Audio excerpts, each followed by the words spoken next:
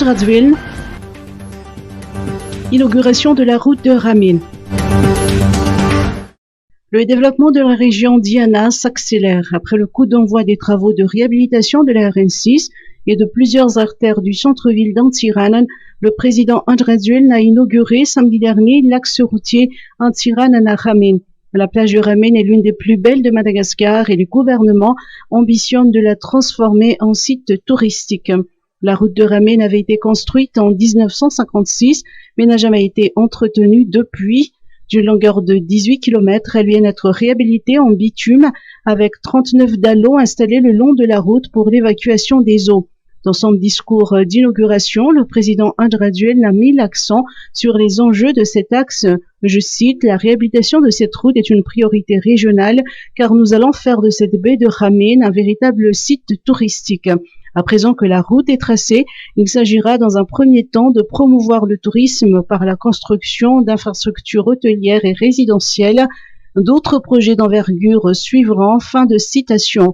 Après la cérémonie à Ramin, le président Andradwil, son épouse et leur fils aîné ont dirigé une séance de footing sur la plage, suivie d'une grande marche solidaire sur le nouvel axe aux côtés de la population d'Antiranen.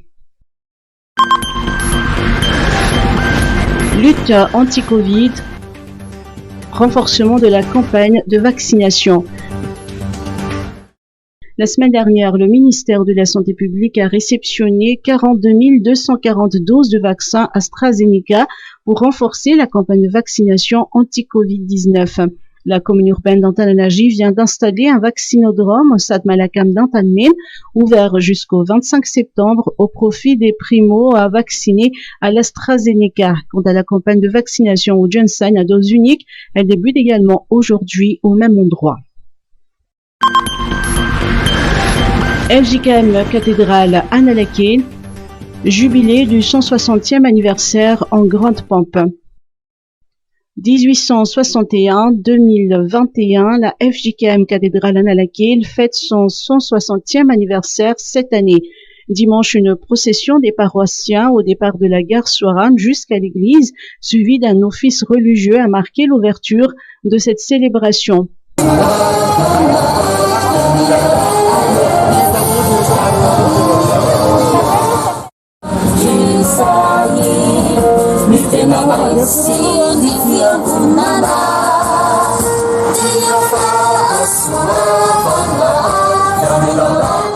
Une exposition de photos relatant les origines et l'histoire de la cathédrale a démarré la journée d'hier.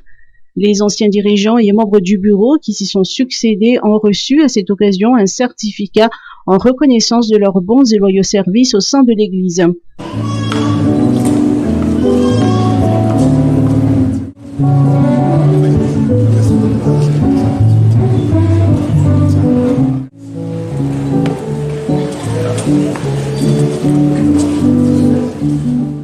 Deux actions des paroissiens et des dirigeants vont par ailleurs marquer ce jubilé.